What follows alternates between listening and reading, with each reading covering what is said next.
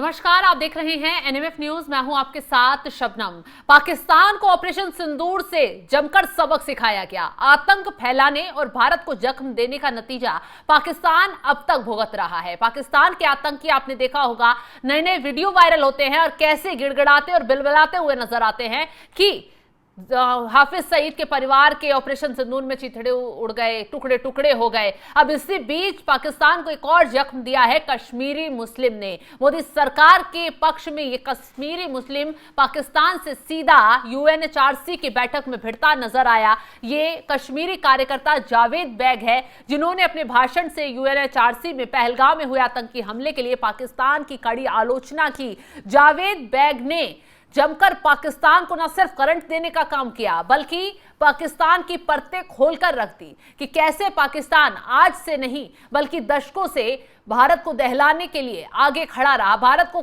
खून बहाने के लिए, कश्मीर को निशाना बनाने के लिए हर वक्त पाकिस्तान की तरफ से नापाक करतूतें की गई। लेकिन अब पाकिस्तान को सबक क्यों सिखाया जा रहा है, कैसे सिखाया जा रहा है, इसकी एक एक जानकारी जावेद बैग ने यूएनएचआरसी की बैठक में क्लियर दी। जेनेवा में ये संयुक्त राष्ट्र मानवाधिकार परिषद की बैठक हुई, 60वें सत्र की बैठक थी, जिसमें कश्मीरी कार्यकर्ता की दहाड़ ने सभी नेताओं को न सिर्फ दंग कर दिया, बल्कि सब पाकिस्तान की जब करतूतें खोली जा रही थी हैरान हो गए। अब आपको ग्राफिक्स दिखाते हैं और आपको बताते हैं कि कैसे। तो जेनेवा में यूएनएचआरसी के 60वें सत्र में कश्मीरी कार्यकर्ता जावेद बैग ने पहलगाम आतंकी हमले के लिए पाकिस्तान की कड़ी आलोचना की। जावेद ने जोर देकर कहा कि इस नरसंहार के लिए पाकिस्तान समर्थित आतंकवादी सीधे तौर पर जिम्मेदार थे। पाकिस्तानी आतंकवादियों ने निर्दोष पर्यटकों को निशाना बनाया और कश्मीर के सामाजिक ताने बाने को नुकसान पहुंचाया। एक्स पर जावेद बैग की तरफ से बाकायदा एक ट्वीट किया गया है, जिसमें वो लिखते हैं, तीनों हमलावर पाकिस्तानी नागरिक थे जिन्होंने इस्लाम और आजादी के नाम पर हमला किया। जावेद बैग ने कहा कि पहलगाम हमले में हिंदू, ईसाई और बौद्ध पर्यटकों के साथ साथ एक स्थानीय कश्मीर मुस्लिम टट्टू संचालक की भी जान चली गई। जावेद बैग ने आगे कहा, इस घटना ने गैर मुस्लिमों के प्रति पाकिस्तान की गहरी नफरत को उजागर किया और कहा, यह भी दिखाया कि सीमा पार से प्रायोजित आतंकवाद घाटी को अस्थिर कर रहा है। जावेद बैग ने पाकिस्तानी सरकार पर कश्मीर की पवित्र भूमि का हिंसा और धार्मिक घृणा फैलाने के लिए दुरुपयोग करने का आरोप लगाया। जावेद बैग ने यह भी कहा, ऐसे हमलों ने कश्मीरी मुसलमानों की वैश्विक छवि को हिंसक के रूप में बदनाम किया है, जबकि उनकी शांति और अस्तित्व की सदियों पुरानी परंपरा रही है। जावेद बैग ने यह भी कहा कि पाकिस्तान सरकार दावा करती है कि वो कश्मीरी मुसलमानों की चिंता करती है, लेकिन पिछले 3 दशकों से उन्हीं के साथ गलत कर रही है, उन्हीं को निशाना बना रही है। तो जावेद बैग ने न सिर्फ पाकिस्तान की परतें खोलकर रख दी हैं, बल्कि पाकिस्तान के हुक्मरानों की जमीन भी हिलाकर रखती है कि पाकिस्तान दशकों से कैसे भारत के खिलाफ नापाक कोशिश करता आया, अपनी नापाक कोशिश से भारत की धरती को दहलाने और बेकसूरों को निशाना बनाने का काम किया। उस कश्मीर को निशाना बनाया जहां मुसलमान ज्यादा संख्या में हैं और पाकिस्तान कहता है कि वो मुसलमानों का हितैषी है, इस्लाम के नाम पर पाकिस्तान बनाया। लेकिन कैसे उन्हीं इस्लाम को मानने वाले मुसलमानों को का पाकिस्तान के आतंकवादी नरसंहार कर रहे हैं, उन्हीं मुसलमानों को निशाना बना रहे हैं।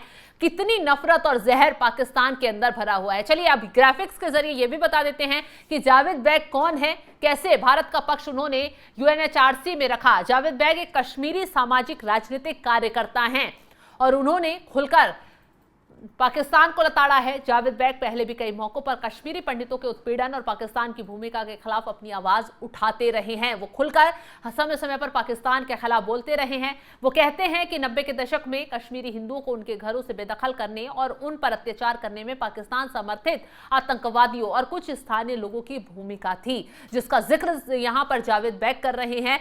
वो अलगाववादी नेता थे जो कश्मीरी पंडितों पर जब अत्याचार हुआ तो उनके घरों में माहौल बना रहता था।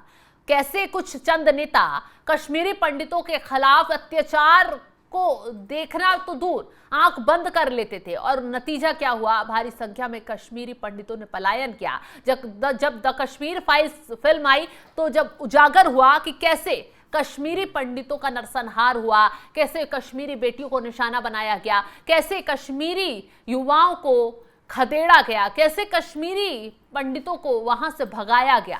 जब इस बात का खुलासा हुआ और इस बात का जिक्र हुआ कि कैसे उस वक्त की जो सरकारें थी वो सिर्फ तमाशा देखती रहीं, वो सिर्फ गुलाम बनी रही और अत्याचार लोग झेलते रहे। नतीजा ये हुआ था कि कश्मीरी पंडितों का पलायन बड़े संख्या में हो गया। जब वो दर्द बाहर निकला तो चंद वही लोग इस मूवी के खिलाफ भड़कते हुए नजर आए, बिलबिलाते हुए नजर आए, क्योंकि सच देखा नहीं गया। और यही वजह है कि यूएनएचआरसी में पहली बार एक मुस्लिम ने खड़े होकर पाकिस्तान पर खुलकर टिप्पणी की है, पाकिस्तान को खुलकर आईना दिखाया है, पाकिस्तान की करतूतें खोल दी है, उन आतंकवादियों के जख्म को हरा कर दिया है जिन आतंकवादियों को सबक मोदी सरकार ने ऑपरेशन सिंदूर के दौरान सिखाया था। बहावलपुर के जो आतंकी ठिकाने थे उसको मिट्टी में मिला दिया गया था। 9 से 12 ठिकाने नस्तनाबूद कर दिए गए थे भारतीय सेना की तरफ से। टारगेट पूरा निशाना लगाकर सेट किया गया। आतंकियों के न सिर्फ ठिकाने तबाह किए गए बल्कि आतंकियों को मिट्टी में मिला दिया गया। और अभी हाल ही में एक वीडियो भी वायरल हुई थी जिसमें आतंकवादी मंच पर खड़े होकर कहता नजर आ रहा था, हाफिज सईद के परिवार को मार दिया गया, इतने लोग मारे गए। और सेना वहां की पाकिस्तान की इन आतंकवादियों के जनाजे में नमाज पढ़ती हुई नजर आई, इन आतंकवादियों के लिए दुआएं मांगती नजर आई, इन्हें जन्नत में भेजने की दुआएं मांग रही थी। लेकिन अपनी जो करतूतें हैं उस पर पानी डालने का काम किया और एक बार फिर पाकिस्तान अंतर्राष्ट्रीय लेवल पर बेनकाब हुआ है, विदेशी मंच पर बेनकाब हुआ है। उस मंच पर जहां पाकिस्तान अपने आप को बहुत ज्यादा मायूस, बहुत ज्यादा गिड़गिड़ाता हुआ, बहुत ज्यादा तकलीफ में दिखाता है, बेचारा बनने की कोशिश करता नजर आता है, उसी मंच पर एक कश्मीरी मुस्लिम ने सीधा सीधा पाकिस्तान को करंट देने का काम कर दिया है। फिलहाल इस खबर को लेकर आप क्या राय रखते हैं कमेंट बॉक्स में जरूर बताइएगा। तमाम बड़ी खबरों की अपडेट के लिए आप हमारे साथ जुड़े रहें। नमस्कार। Pakistan occupied Jammu and Kashmir was interrupted.